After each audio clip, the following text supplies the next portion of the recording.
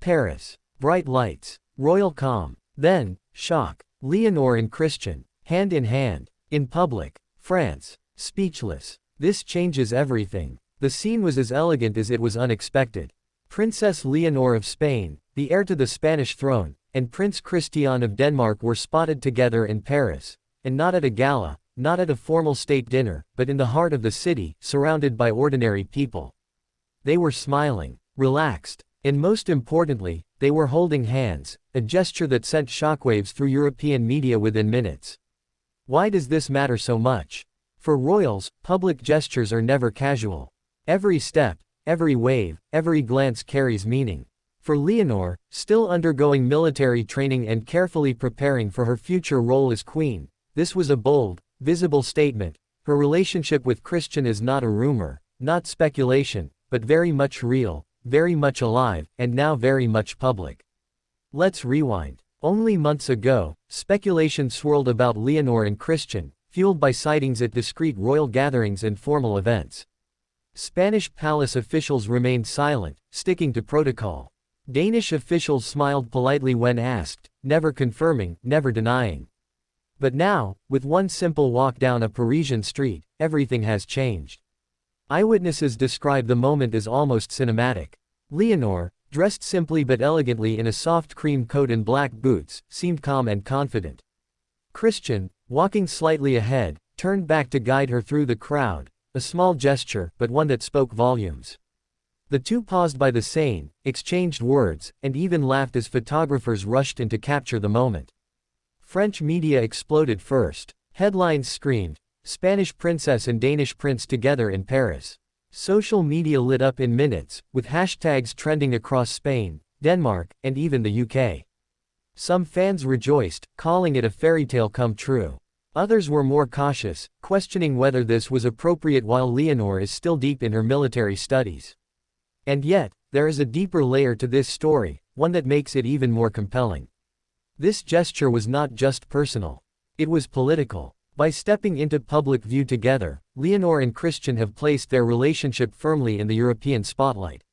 For centuries, royal marriages have been tools of diplomacy, symbols of unity between nations.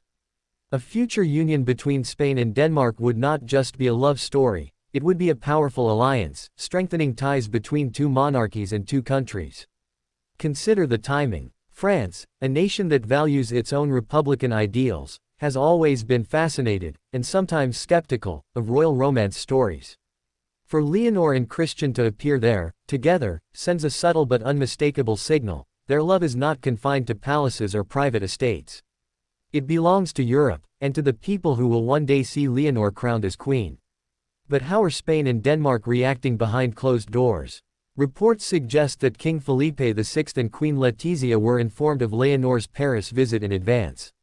Far from being caught off guard, insiders claim the Spanish royal household quietly approved the trip, seeing it as an opportunity for the public to get used to the idea of a future Queen Leonor who is not just a military cadet or a ceremonial figure, but a young woman in love. In Denmark, Queen Mary and Crown Prince Frederik are said to be supportive but cautious.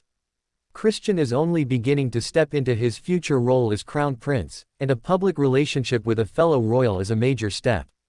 Danish commentators are already debating what this could mean for Christian's future as king. And whether a Spanish queen consort would modernize or complicate the Danish monarchy. And then there's the French reaction. Paris has seen its share of royal love stories before, but this one feels different. Crowds gathered quickly, cheering and taking photos, some even shouting their congratulations in Spanish and Danish.